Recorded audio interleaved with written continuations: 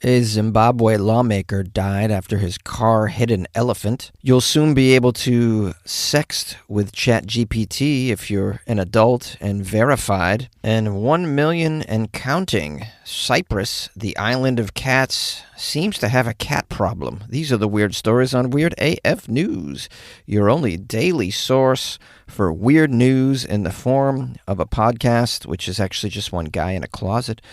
Got some weird news for you as always. Let's go. A lawmaker in Zimbabwe sadly passed away after his car hit an elephant. Telling me you commute in Africa without telling me you commute in Africa. The only place where you can hit an elephant with your car, it would seem. Although maybe in India as well. You could definitely hit some cows with your car in India. They're everywhere. There's apparently elephants everywhere in Zimbabwe. They're on the roads. The Zimbabwean opposition lawmaker named Desiree Moyo. This is a man's name in Africa. It's a lady name. It's a very pretty lady name where I'm from. Desiree Moyo has passed away after the vehicle he was traveling in hit an elephant. The accident occurred in the early hours Friday morning while Mr. Moyo and 4 other military police were traveling along the Bulawayo Gueru.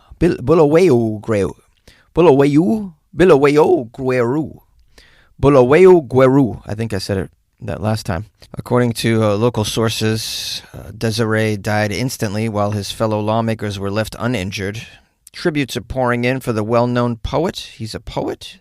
He's hailed for his contribution to the arts. Sounds like he was a very important man in the culture. Very sad to lose such a man in such a strange way, too, hitting an elephant. I mean, if you were to just Google, like, top 10 ways to die, hitting an elephant with your car might not make the list, because I don't even know if you could think of that. It's definitely plausible if there's elephants in your vicinity that you could be killed by the elephants very easily. I don't know if you've ever seen the size of a bull elephant, but just huge monstrosities. If a bull elephant's dong swung and hit you in the head, you might get concussed. That's how giant these bull elephants are. If it fell on your car, it would crush you. You'd be dead. If you were in a porta potty and a bull elephant sat on it, you would die immediately as well. All right, well, I just Googled the top 10 weirdest ways people have died, and this is what I got. Death by Viagra. Turns out a 28-year-old Russian man took a lot of Viagra and attempted to have intercourse with 2 women for 12 consecutive hours. He consumed an entire bottle's worth of the Viagra. It said he died afterward from a heart attack. It says drowning in beer. How many people have actually drowned in beer? In 1814 in London, they had a slight problem. One of the more sizable vats of beer at a brewing company ruptured, causing a domino effect that resulted in all of the vats of the beer flooding into the streets. It's known as the London Beer Flood, and it caused an estimated 8 casualties. So 8 people died by beer. We got death by video game. In 2005, a South Korean gamer named Lee Seop collapsed after playing a popular game called StarCraft for nearly 50 hours straight at an internet cafe, all while consuming very little sustenance and having 0 sleep. Some others are a death by a junk pile, death by decapitated snake bite, drowning in sewerage, death by being cooked in tuna, and death by molasses. Oh, the molasses one, that happened in Boston. It was a flood of molasses. It was similar to the London beer flood. The Boston molasses disaster, also known as the Great Molasses Flood, was caused by a tank rupturing and flooding the streets. Except this time, the flood was an estimated 25-foot tall wall of molasses that rushed at 35 miles an hour down the street, washing people away, taking many lives. The total death count is estimated at around 21 people dead. Death by molasses. Slow, runny death. I'm sure there's stranger deaths than this, but this was the article that I found. I thought it would be appropriate to include some strange deaths in this story. I was trying to get some laughs here because it's not a very funny story here. This poor man was killed when he hit an elephant. There's some more details in the article here. I'm not sure you're interested. Someone spoke to one of the military police that were involved. They said that The recollection is that they hit the elephant on its backside. After the impact, he remembers the elephant turning around and fighting their vehicle. This, he believes, is what did the most damage on the top right side of the vehicle and ultimately led to Desiree's fatal injuries. The accident took place in an area where elephants are known to roam from to and from their home ranges in the northwest of Zimbabwe. Fellow lawmaker Caston Matau was among those that paid tribute to Desiree Moyo, affectionately known as Moyoxide. That was his nickname, Moyoxide. That doesn't sound very affectionate. That's an odd nickname, Moyoxide. They hailed him as one of the, quote, hardest working military police in Parliament. And he dedicated his life to nurturing Zimbabwe's creative sector. Wow, very sad to lose a man. Very weird to lose a man to an elephant. That's the end of the article. No word on how the elephant's doing, but it's probably just a dent in the trunk. Soon you'll be able to sext with ChatGPT if you're a verified adult. OpenAI will soon allow erotica for ChatGPT users who verify their age on the platform. OpenAI CEO Sam Altman said the company will add support for what he's calling mature conversations with ChatGPT. So, great, guys. Hey, big boy, you want to chat with this horny little bot? How about that, huh? Oh, this horny little bot wants to chat. Oh, yeah. Guys, there's hot bots in your area right now. If you, who is this for? Right? I mean, anybody out there thinking to themselves, oh, thank goodness, people have been complaining there's not enough porn on the internet. I mean, and it's way too expensive. Well, AI can solve this issue. Last I checked, it's all over the place. Would you say like 40% of all electricity on the planet is used for porn? I wouldn't be surprised. Well, if you were wondering whether or not OpenAI is making money and paying the bills, this will tell you. So when a tech company specifically can't show a profit, they usually will get into porn, right? That's how you pivot. Let's get into porn. Pay the bills that way. It's kind of like when like a 20-year-old college student can't pay her tuition and she gets into footwork. But never fear, guys. You're not going to be forced to talk sexy with your chatbot. They're not just going to solicit you. It's going to be consensual, in other words. Mr. Altman posted on X Tuesday saying that the upcoming versions of chatbot would enable it to behave in a more human-like way, but only if you want it to. So there'll probably be like a switch. You just turn on sexy talk. Hey, my sex bot isn't flirting with me. Well, did you turn on seducing? You got to turn on seducing. The article goes on to say this move is reminiscent of Elon Musk's XAI's recent introduction of 2 sexually explicit chatbots to the platform Grok. I don't even know that had happened. Sexually explicit chatbots are out there now as well. This could help OpenAI attract more paying subscribers, they're saying. Yeah. I mean, people are getting a lot of this for free. I don't know if they're going to pay for it.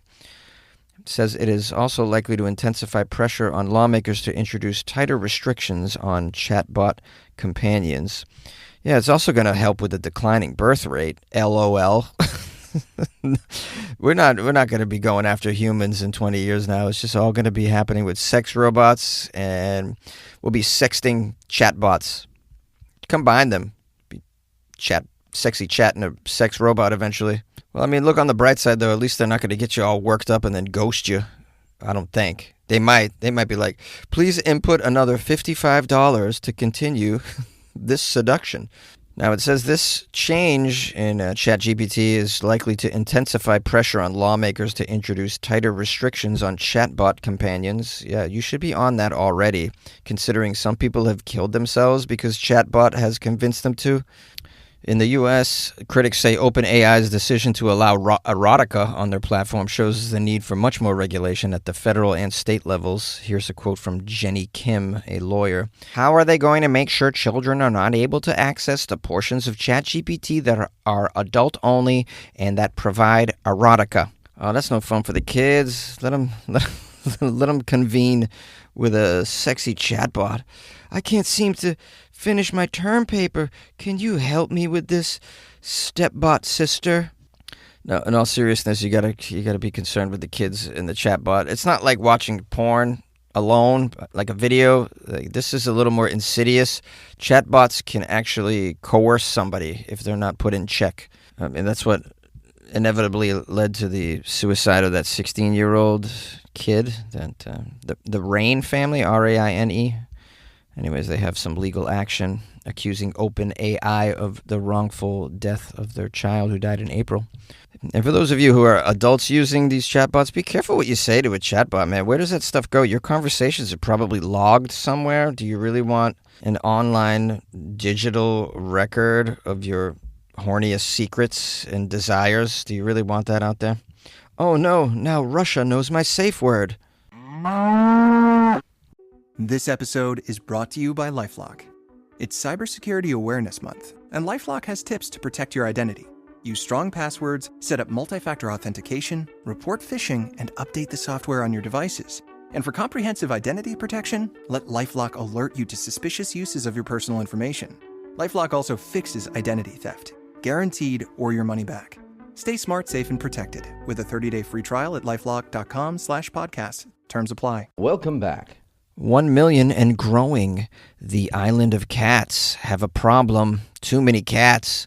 Officials in Cyprus, the small island nation in the eastern corner of the Mediterranean, estimate now there is roughly one feral cat for every one of its 1 million inhabitants of the island. Ooh, the island of 1 million cats. That probably sounds like a dream vacation for some of you. I could never visit this island of 1 million cats because I'm allergic.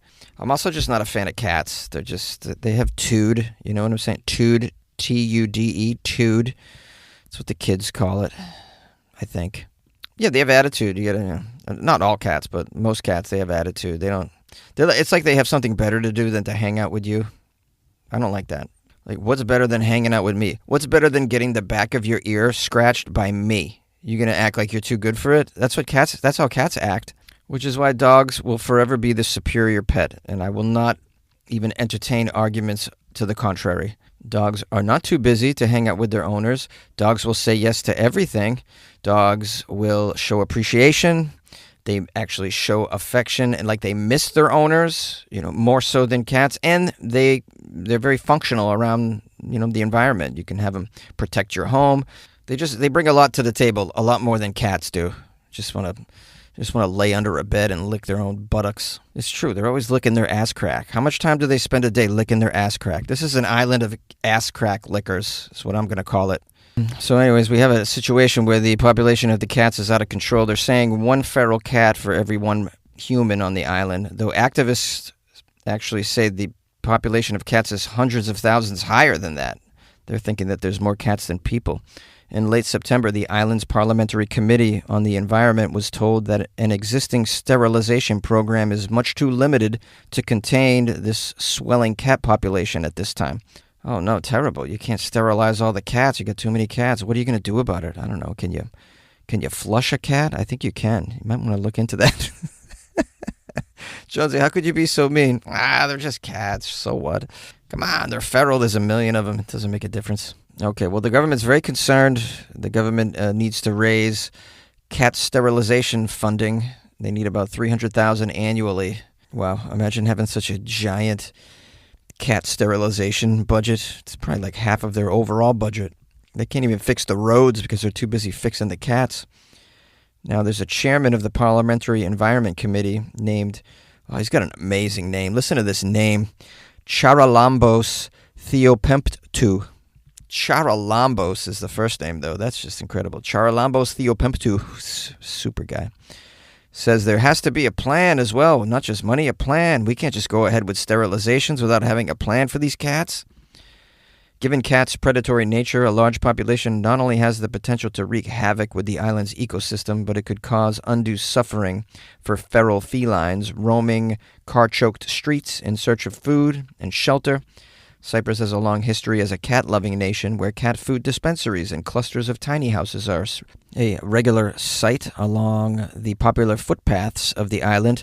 2 decades ago, French archaeologists unearthed what they believe to be the earliest evidence of a domesticated cat in a 9,500-year-old Neolithic village. They found the bones of a cat close to the skeletal remains of a human, suggesting that they were buried together, as a matter of fact.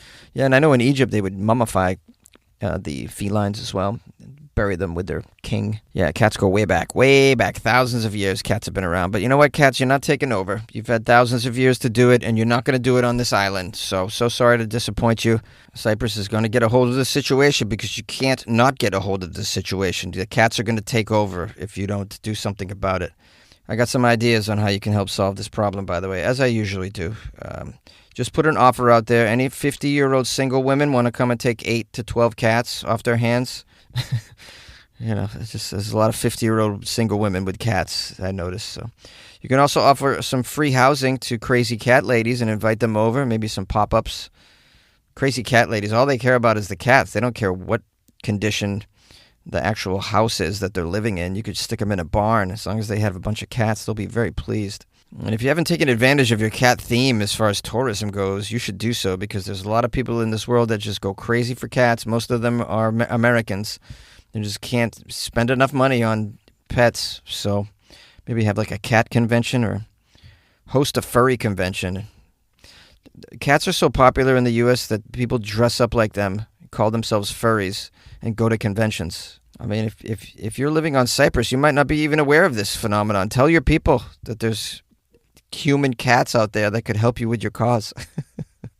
All they require is an adult litter box when they get there. When it comes to what your family eats and drinks, you know your choices matter. You're the expert because you know what fits your life. And getting it right starts with good information. That's why America's beverage companies are sharing more information about our ingredients at goodtoknowfacts.org. No spin, no judgments, just the facts straight from the experts for more than 140 beverage ingredients. Visit goodtoknowfacts.org.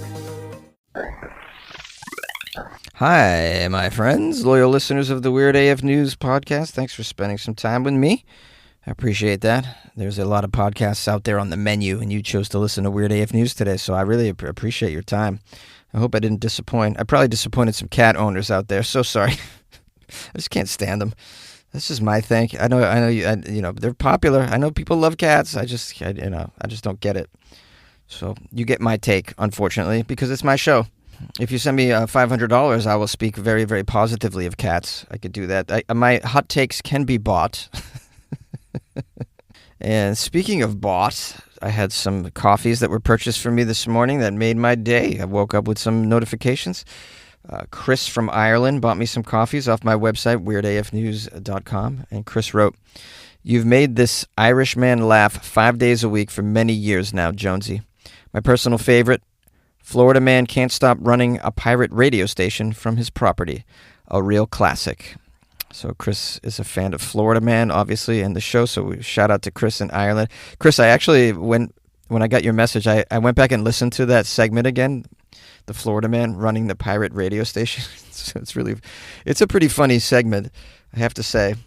And not your typical Florida Man criminal. It's because he keeps his clothes on. You know? There's no meth in this story or an alligator. Good story nonetheless. Shout out to Chris in Ireland. Appreciate you, brah. Mate. Appreciate you, mate. We also have some coffees purchased by Grace P. Grace P bought me a lot of coffees, so we want to give her love and thanks and let her know that we appreciate the support. She wrote, "Dear Jonesy, thank you so much for the joy and laughter you bring to our home. I was extra touched that you took the time to write me back on Instagram. By the way, the story last year about a couple demanding a refund in a Canadian town called Coquitlam, that's near where I live. And fun fact, it's believed by some that the city name comes from the local indigenous word for stinky fish, or stinking of fish slime. It doesn't anymore, or I guess there would be a lot more couches returned. Hey, very funny, Grace. Thank you for the message as well. I do remember that story because I remember struggling to say Coquitlam. I still don't think I'm saying it correctly. Coquitlam. Anyways, Grace mentioned that I wrote her back on Instagram. Yeah, I usually write people back on Instagram, and I usually respond to emails as well. I try to respond to all of them. It gets difficult because there's a lot of them, but I try to put it out there. Especially if I've never heard from this person ever in my life, I will send out a thank you right away. Letting them know that I appreciate it. Thank you for sending me the link to the story or saying hi or whatever. Yeah, I'm very accessible right now, because I don't have a lot of followers. So, I mean, the goal is one day to have so many followers that I have to hire somebody to respond as me. Maybe one of these sexy chatbots. Maybe 50 years from now, you guys will hit me up, and then my chatbot will be like, "What are you wearing?" I'm kidding. I'm never gonna have a chatbot respond for me. It's gonna be a man in India. Hey, are you Jonesy? Are you really Jonesy? It is, of course I'm Jonesy. What do you think this is? I'm not Jonesy. Of course I'm Jonesy. Well, if you guys would like to reach out to the real Jonesy and know that it is really me, my email's funnyjones@gmail.com and my Instagram's @funnyjones. Feel free to just reach out. Send me an article if you think it's appropriate for the podcast. So appreciate that. If you want to support the show like these wonderful, wonderful fans of Weird AF News have done, like Grace and Chris from Ireland, then please go to weirdafnews.com and you can click on the Buy Me a Coffee banner. You can also join the Patreon while you're there and be witness to our fantasy football league that's occurring right now. I'm in the middle of the pack, but it's a very intense battle going on, and you can get a front row seat by joining the Patreon. You also get access to a lot of extra weird content, including all of my strange film recommendations, most of which are odd documentaries because I'm a big fan of weird documentaries. So I watch a lot of them and I recommend them, and I put trailers in there. I also make bonus episodes once in a while, and I share personal stories and anecdotes, pictures of my whereabouts when I'm traveling, this sort of thing. Anyways, that's what you get in the Patreon. It's all available at weirdafnews.com. Check that out, and we'll see you tomorrow for another episode of Weird AF News.